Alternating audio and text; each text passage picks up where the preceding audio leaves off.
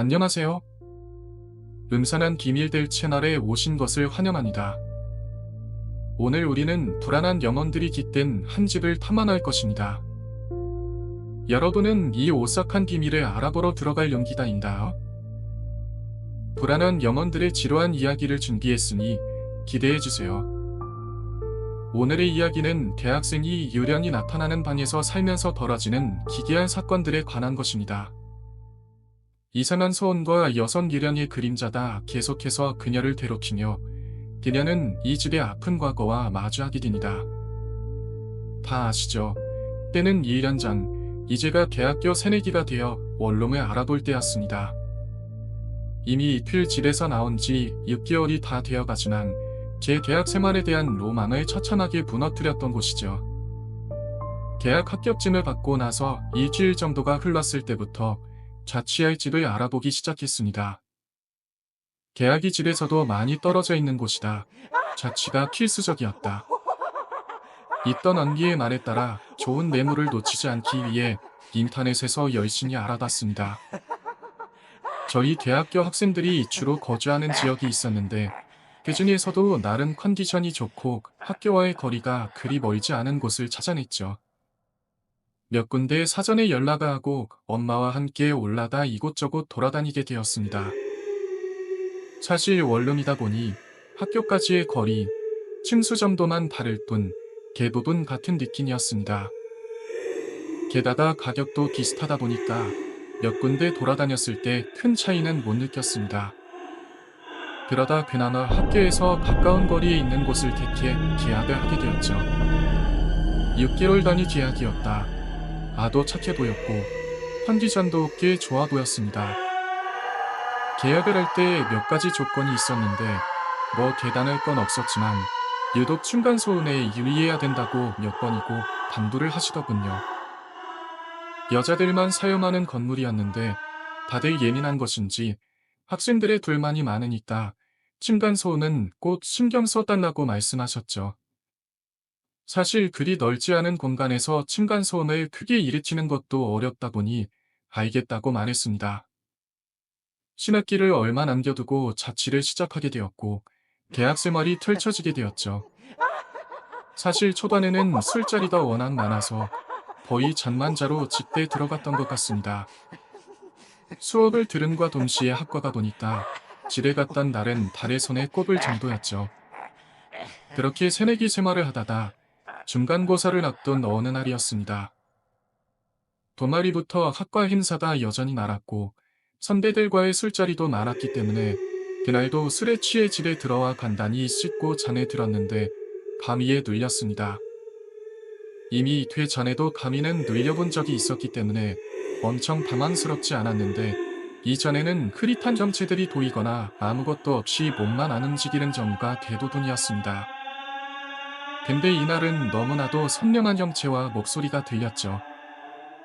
당시 침대 프레임 없이 매트리스만 깔고 자고 있었는데 제 바로 옆에 웬 여자 하나가 머리 바로 옆에 앉아 있더군요.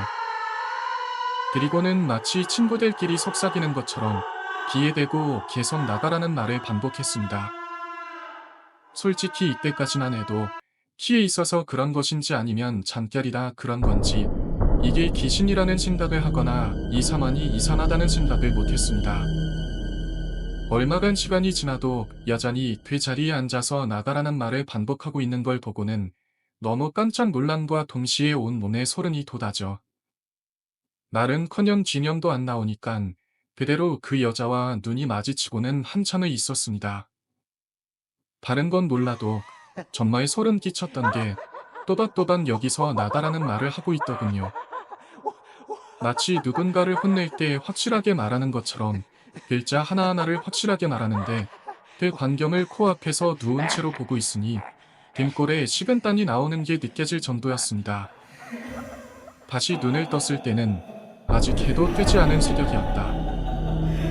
위 눌렸던 게 생생하게 기억이 나서 더 이상 잠을 잘 수도 없었죠. 한참을 후유증에 시달리다가 학교를 갔는데 그나마 사람들을 만나니까 한결 나아졌습니다. 하지만 며칠 뒤 또 감기에 눌리게 되면서 진짜 악몽이 시작되었습니다. 이날도 술을 마시고 집에 돌아와 잠을 자는데 방위에 눌렸다는 걸 먼저 알아챈 게 아니라 쿵쿵거리는 소리에 몇 번을 참다가 몸을 뒤척이면서 몸이 안 움직인다는 걸 알게 되었죠.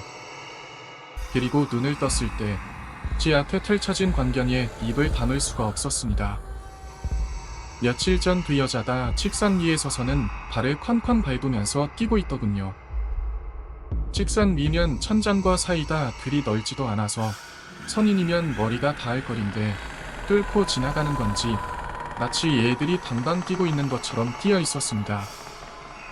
또 여전히 같은 말을 반복했는데 이제는 화가 난 사람처럼 당장 나가라고 소리를 고래고래 질러 화표정도 아치는지 그냥 그걸 보는 것만으로도 겁에 질릴 수밖에 없었죠. 누워있는 저를 내려다보며 반반 뛰는데 똑같이 가만히 보고 있다가 밤위에서 틀렸습니다. 보통 같았으면 그냥 몸이 허해서 이런 헛것을 본다고 생각했겠지만 솔직히 이 정도로 말하니까 진짜 입안이 원수라도 진 것처럼 느껴졌습니다.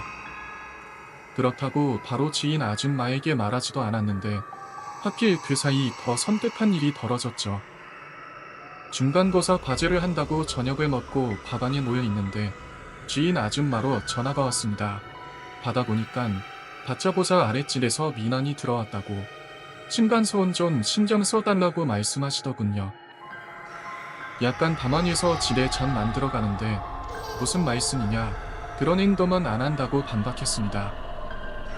그럼에도 제 말은 전혀 안 들으시는 건지 쿵쿵 소리가 안 나는 슬리퍼가 있다는 둥, 걸을 때의 뒤꿈치부터 닿지 말라는 둥 계속 저를 몰아가시는 겁니다. 제가 아니라고 말하니까 그럼 아랫집에서 괜히 그런 말을 하냐고, 같이 사는 곤니고 같은 학교 학생들이니 조금만 배려를 하라고 말씀하셨습니다.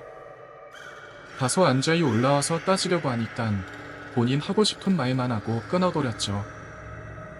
과제를 끝내고 집에 가는 내내 열이 받았는데 솔직히 제가 소리를 낸다고 하니깐 어쩔 수 없이 수긍할 수밖에 없었습니다. 그 이후로 집에 있을 때면 혹시나 소리가 날까 노심초사하며 살았죠. 내가 이렇게까지 해야 되나 싶을 정도로 조심스럽게 살았습니다.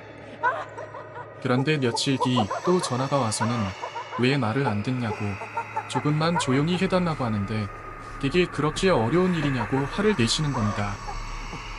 이제는 저도 화가 나니깐 말씀 똑바로 하시라고, 본인 때문에 거의 쥐죽은 듯이 행동하는데 아랫집도 너무 한 거냐고 들었습니다.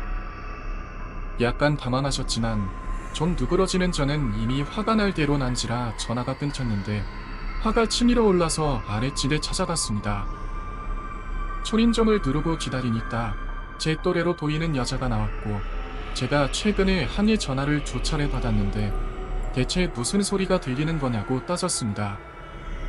그런데 제가 말을 끝내기도 전에 잠깐 밖에 나가자고 말하더군요. 어차피 짧게 끝날 것 같지 않아서 저도 따라 나섰는데 골목에 서서는 대뜸 저한테 요새 방에서 이상한 일이 없냐고 묻는 겁니다. 제 딴에는 시끄럽게 할 만한 행동을 하지 않았냐고 묻는 줄 알았는데 점점 이야기를 들어보니까 분위기가 그게 전혀 아니더군요. 저더러 속것을 보거나 집에서 이상한 소리가 들리지 않냐고 묻는 거였습니다. 더 충격적인 것은 이분은 예촌의 집주인한테 제가 소리를 냈다고 한 게 아니라 이 집에서 이상한 소리가 새벽에도 들린다, 사람이 없는 것 같은데도 들린다고 말했다는 거죠. 그 말을 듣자 사만파락이 되면서 제가 생각한 것처럼 단순하지 않다는 걸 깨달았습니다. 안 그래도 할 말이 있었다며 자세한 말을 해주는데 본인도 학교 다니면서 집에 잠만 자러 오는 스타일인데 이런 일은 이미 오래되었다고 했습니다. 1년째 거주 중인데 새벽마다 쿵쿵거리는 소리가 들리고 심지어 본인 반만 그런 게 아니라 옆 반이나 위뒷집도 수달린다고 했습니다. 그리고 결정적으로 왜 그런 소리가 들리는지 추측을 하더군요. 거의 몇 년은 된 사건인데 여학생 하나가 스스로 목숨을 끊었는데 그게 제 반이라고 하는 겁니다. 그 이후로 계속 쿵쿵거리는 소리가 들리는데 여기 사는 학생들도 자세히 알지 못하지만 유독 제 방의 사람이 자주 바뀌기도 하고 선배들한테 아름아름 들어보니 재단에서 학생이 죽었다는 말을 들었다는 거죠. 하지만 정작 이웃 학생들이 직접 물어보지 못하니 저한테 처음으로 들어본다는 겁니다. 교단에 사는 당사자는 어떤진 아니죠. 댁에서야 제가 꿈에서 봤던 단방길은 그 여자가 생각이 나면서 그대로 방에 들어가서 대충 필수품들 챙겨서 동기에게 연락해 하룻밤을 보냈습니다. 물론 그 와중에도 주인 아줌마에게 전화를 걸었지만 한 통도 전화를 받지 않았고요. 다음날 아침에 전화가 왔고 전날 들었던 이야기를 물으며 혹시 이전에도 그러지 않았냐고. 난 결단코 그런 행동들은 안 한다고 했지만 똑같았습니다. 아니, 분명 본인도 뭔가 문제가 있다는 걸 알면서도 끝끝내 인정하지 않으려고 하는 것 같았죠. 도저히 여기서 살 수가 없으니까 급하게 다른 방을 알아봐 나가야 했는데 설마 계약금을 내놓으라고 할까봐 그런 것인 줄 알았습니다. 근데 큰맘 먹고 계약금을 달라고 하니 의외로 순순히 알았다고 하시더군요. 마치 그럴 줄 알았다는 것처럼 말입니다. 방에서 바퀴벌레가 나오면 그 다음날만 되어도 얼추 마음이 정리가 되는데 이건 2년이 지난 지금도 여전히 트라우마처럼 남아 공포 그 자체가 되었습니다. 제가 사람이 죽었던 그것도 스스로 목숨을 끊은 곳에서 자고밥을 먹었다고 생각하니까 너무나도 무섭더군요. 무엇보다도 대체 이 방에 무슨 원한이 담겨 있는 건지 그렇게까지 방을 가지려고 하고 사람을 내쫓으려고 하는 건지 생각만 해도 소름이 돋습니다. 오늘의 이야기는 영혼의 집착이 어떻게 영원히 존재할 수 있는지를 보여줍니다. 여러분은 혹시 비슷한 경험을 해본 적이 있다면 댓글로 공유해주세요. 좋아요와 능선한 비밀들, 구독 버튼을 눌러 다음 신비로운 이야기들을 함께 탐험해 나가요.